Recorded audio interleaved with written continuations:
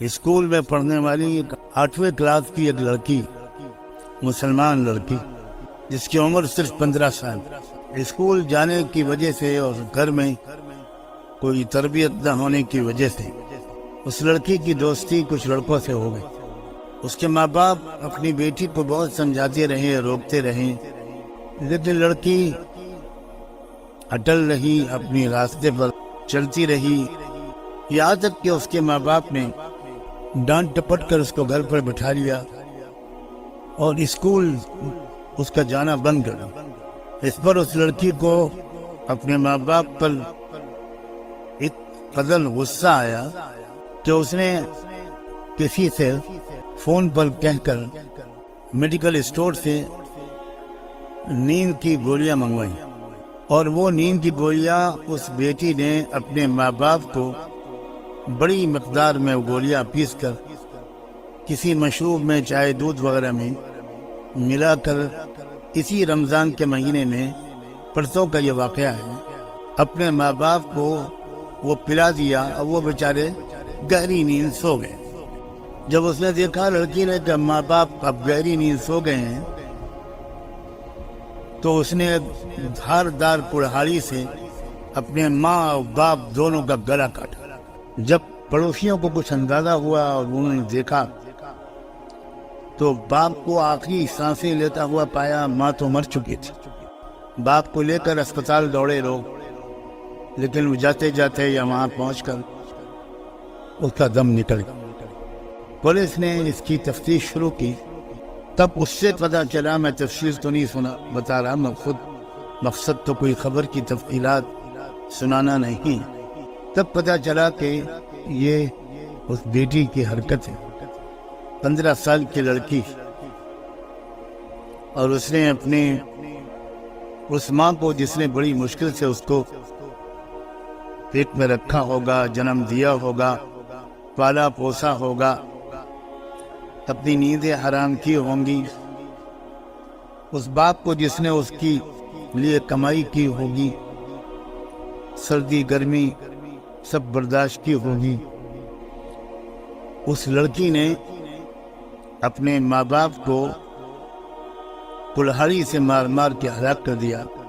بعد میں جب پولیس نے اور تفتیش کی تو تھوڑی دیر کے بعد اس نے اپنے جرم کا اقبال کیا،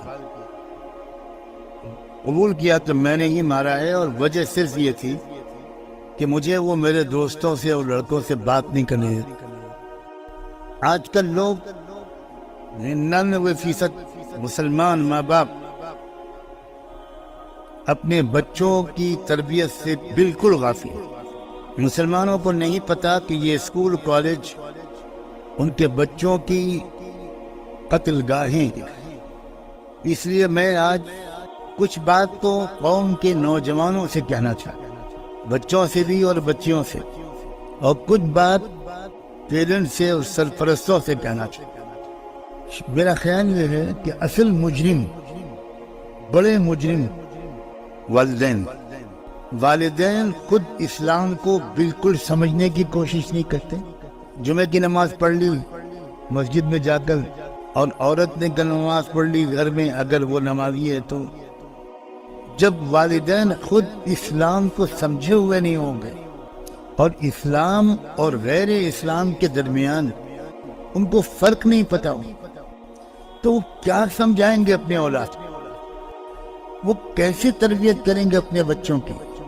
ایسی تربیت جو بچوں کے اندر یہ سمجھداری پیدا کرے کہ ہم کو اپنے کالج سے، اسکول سے یا باہر کے ماحول سے کیا لینا ہے اور کیا نہیں لینا۔